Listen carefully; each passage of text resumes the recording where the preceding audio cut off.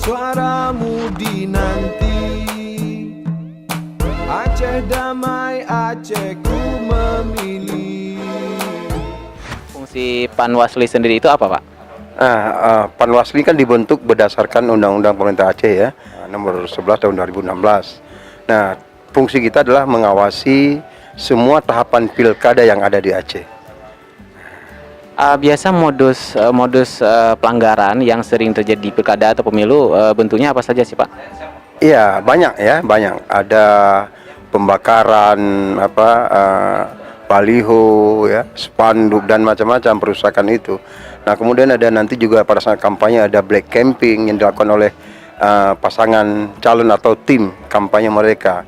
Nah, bisa juga pada hari H nanti akan terjadi money politik. Ya kan, serangan fajar istilah kita sering. Kalau untuk masyarakat yang ingin melaporkan pelanggaran ini ke Panwasli sendiri, bagaimana caranya, Pak? Iya, masyarakat yang punya hak pilih silakan melapor.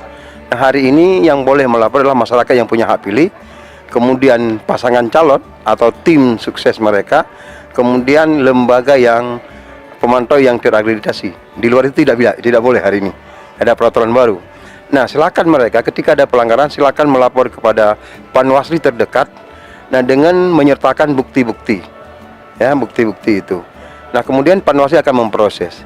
Nah, kita berharap kepada pasangan calon, tim ses dan sebagainya, ketika ada pelanggaran, silakan segera melapor kepada Panwasli terdekat. Ya, jangan mereka bermain hakim sendiri. Nah, dikarenakan nanti akan merugikan kita semua, masyarakat Aceh, pasangan calon itu sendiri. Nah, harapan kami ya begitu.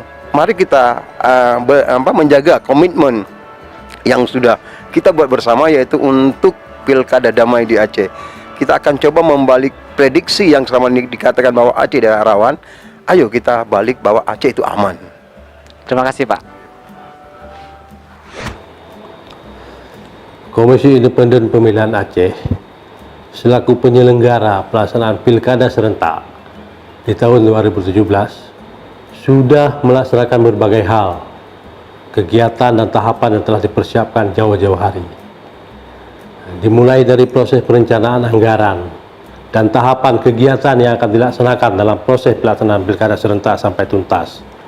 Tentunya KIP sudah mempersiapkan juga sosialisasi yang tidak kalah penting, yang harus dipahami oleh semua segmen elemen masyarakat Aceh. Bagaimana untuk melahirkan sebuah proses pilkada yang damai dan demokratis tentunya.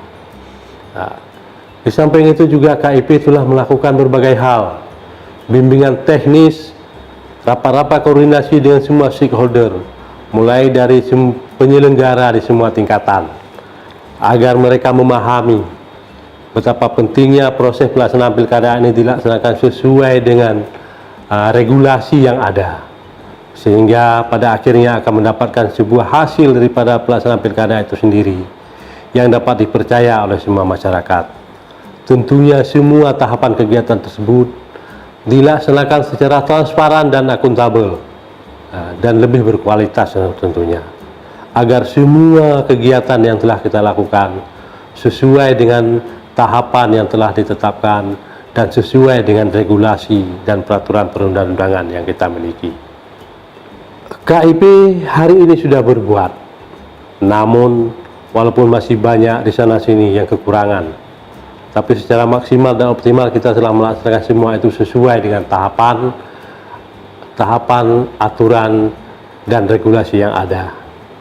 Kami berharap kepada semua komponen elemen masyarakat Aceh untuk memberikan partisipasi dan dukungan sepenuhnya, agar hasil yang kita capai nanti dapat optimal tentunya, dengan tidak mengenyampingkan kebersamaan dan partisipasi kita semua dari semua komponen elemen masyarakat Aceh nantinya.